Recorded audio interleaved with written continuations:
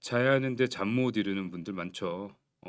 인스타 릴스, 유튜브 다음 영상 뭘 봐야 할까 스마트폰을 못 놓기도 하고 종일 스트레스로 아님 내일 출근 걱정으로 머리가 복잡한 사람들. 저도 같은 고민으로 잠을 못 이루다가 하루를 마무리하는 유튜브, 자기 전 끄는 마무리 유튜브를 시작하게 되었습니다. 오늘 하루 속 시끄러운 일, 가라앉힐 편안한 이야기, 잠들기 전 입가에 미소를 띄울 기분 좋은 이야기 나누어 볼게요. 자기 전에 듣는 유튜브, 굿나잇 유튜브 시작하겠습니다. 네, 최근 98년도 방송을 시작한 그 SBS 세상에 이런 일이라는 프로그램이 폐지한다고 하네요. 제목에서도 알 수 있지만 좋게 말해서 비범하거나 평범하지 않은 사람들 그리고 사건들을 보여주는 거지. 이게 마치 옛날에 타블로이드 신문에서 그리고 또 방송으로 또 지금의 유튜브나 인스타그램으로 그 전해지는 자극적인 그 방송의 시초가 아닐까 싶어요. 뭐 조금 건강한 그 버전의 자극이라고 해야 될까요? 사람들이 특별한 것보다는 사실 그 충격적인 일에 관심이 많다 보니까 뭐 그런 컨텐츠가 쏟아지는 건 당연한 일인데요. 저는 이런 그 세상에 그런 일이라는 프로그램을 한 번도 챙겨본 적이 없어서 저는 이런 세상에 그런 일이라는 프로그램을 한 번도 본 적 없는 걸 보면 뭐 자극에 무디거나 아니면 시대에 좀 뒤떨어지는 건가 하는 걱정도 됩니다. 예, 뭐 오늘의 주제 살면서 해본 가장 미친 짓. 굿나잇 유튜브랑은 어울리지 않는 이야기거리 같죠.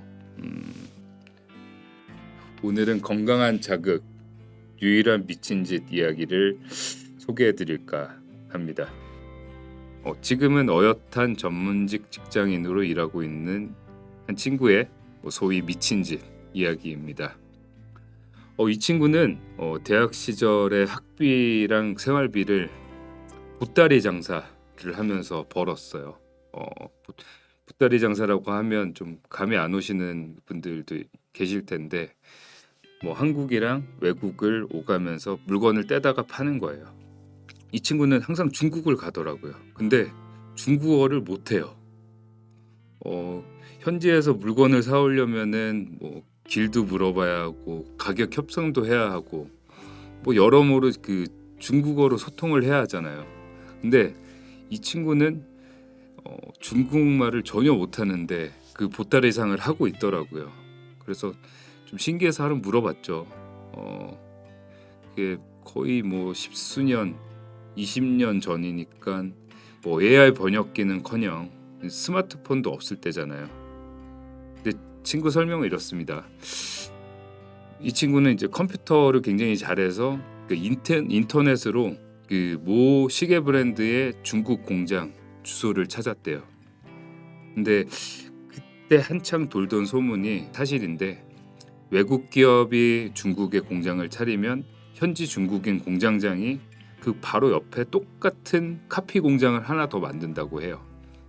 그래서 예를 들면 나이키 옷 공장이 있으면 그 바로 옆에 똑같은 품질의 똑같은 나이키 옷을 뽑아내는 짝퉁 공장이 있는 거고, 뭐 시계 카시오라고 할게요. 카시오 시계 공장이 있으면 그 옆에도 똑같은 공장이 차려져서 그 물건을 찍어내는 거예요.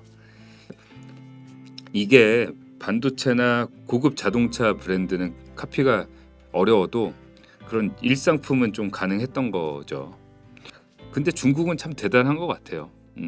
지금처럼 법이 강화되고 그 발전의 발전, 그 기술이 발전의 발전을 거듭하는 상황에서도 뭐 다이슨이 차이슨으로 나오고 또 수많은 그 대륙의 실수 물건들이 쏟아지고 있는데 아마 그 시초가 그때부터 시작됐던 것 같아요. 어찌됐건 친구는 그 모 시계 브랜드의 그 중국 공장을 찾아갔습니다. 그 예상했던 대로 그 공장 옆에는 똑같은 짝퉁 공장이 있어요. 그리고 그 공장장을 찾아가요. 어떻게 찾았냐? 일단 가방에서 옥편을 꺼냅니다. 요즘 옥편 모르시는 분들도 많아서 이것도 설명을 해드려야 되나? 그러니까 한자 사전이죠. 그러니까 공장을 찾은 친구는 중국인 공장장이랑 협상을 할 때 옥편에서 뜻에 맞는 글자를 찾아내서 눈앞에서 하나하나 이렇게 써가면서 협상을 하고 구매에 성공했습니다. 뭐 예를 들면 가격을 깎을 때는 한자로 저가 필요 이렇게 쓰고 결정하겠다고 얘기할 때는 한자로 결정을 쓰는 거죠. 그런 식으로 협상을 한 거예요. 뭐 그렇게 이 친구는 그 중국에서 짝퉁이지만 뭐 정품과 똑같은 품질의 물건들을 거의 한 3분의 1 가격으로 대량 구매해서 국내 온라인 사이트에서 한 반값에 팔거나 아니면 상공무역을 한 거예요. 그렇게 4년간 학비랑 생활비를 다 벌었습니다. 이 친구한테서 들은 재미있는 얘기가 있는데요. 뭐 보따리상을 하다가 들여온 물건 중에 하나는 그 붉은 악마 응원 머리띠가 있대요. 근데 이게 불을 켜면 뭐 빨간 뿔에 불이 깜빡깜빡 이렇게 들어오는 거죠. 근데 이게 원가가 당시에 130원이었답니다. 보통 월드컵 경기장 가면 그 앞에서 이게 한 5,000원씩 팔린대요. 그래서 그 붉은 악마 응원 머리띠를 중국 현지 공장에서 130원에 떼오는데 판매 가격은 이제 5,000원인 거죠. 뭐 이 친구는 이벤트성 물건도 많이 떼다 팔았는데 이 붉은 악마 머리띠 팔 때는 뭐 이런 식이에요. 경기 시작 전 서너 시간 전에는 5,000원 이렇게 팔다가 1시간 전에는 4,000원, 30분 전에는 3,000원, 시작 전에는 2,000원에 팔다가 경기 중에는 이걸 1,000원에 팔기도 한대요. 근데 1,000원에 팔아도 이게 남는 장사잖아요. 또 지금도 너무 신기한 게 중국어도 못하면서 그러니까 보따리 장사를 한다는 것도 너무 좀 신선했는데 이 5,000원짜리 원가가 130원이란 게 사실 더 큰 충격이었습니다. 뭐 그때니까 가능한 거였겠죠. 지금은 중국도 인건비가 많이 오르고 뭐 알리바바 같은 채널이 있으니까 거래가 투명해져서 뭐 이런 거래가 진짜 그야말로 옛날 얘기가 돼버렸는데 근데 지금 생각해도 참 신기하고 재밌는 이야기인 것 같아요. 친구 이야기는 당시에도 뭐 저한테 여러모로 큰 자극을 줬어요. 언어를 못한다고 해도 의지만 있으면 외국인과 소통할 수 있고 심지어 사업도 할 수 있습니다. 뭐 이런저런 핑계로 나는 못한다, 힘들다 얘기를 하는 건 자기 스스로 그냥 무능함에 가둬버리는 거예요. 뭐 남 얘기를 했으니까 제 얘기도 하나를 할까요? 10대 때 친구들이랑 뭐 팬티만 입고 돌아다니고 뭐 싸우다가 정학당한 얘기는 질이 좀 떨어지니까 오늘은 순한 맛 조금 잔잔한 에피소드를 말씀드리겠습니다. 좀 위법과 합법의 경계를 왔다 갔다 하는 정도의 이야기. 제가 군대 말년 휴가 때였는데요. 후임 2명을 거의 탈영시킬 뻔했던 에피소드입니다. 지금은 위수지역이 폐지가 됐죠. 이게 2018년도에 없어졌던데 그 위수지역이란 게 군인들이 외출이나 외박을 갈 때 이동거리 1시간 이외 지역은 뭐 가면 안 되는, 벗어나면 안 되는 그런 제도였잖아요. 근데 뭐 제가 이전 세대라 그 이수지역이 있을 때인데 후임 2명이 말년 휴가 때 절 보겠다고 그 외박인들도 위수지역을 벗어나서 저희 집에 온 거예요. 그래서 즐겁게 뭐 술도 먹고 밤도 새고 다음날 이제 복귀 시간이 됐습니다. 뭐 사실 복귀 시간까지 그냥 무사히 부대로 복귀하면 아무 문제도 없는 일인데 이게 문제가 생겼어요. 그 시간대 시외버스가 다 매진인 거예요. 근데 이 버스를 못 타면 이 둘은 탈영병이 되고 위수 지역을 벗어나면 들어가도 이제 영창에 가야 되는 거죠. 그래서 이 둘 다 뭐 얼굴이 하얗게 질려 있는데 제가 한 놈한테 이제 끊을 수 있는 다음 티켓 하나 끊어갖고 버스로 오라 그러고, 저는 그 출발하기 전 버스를 그냥 올라탔습니다.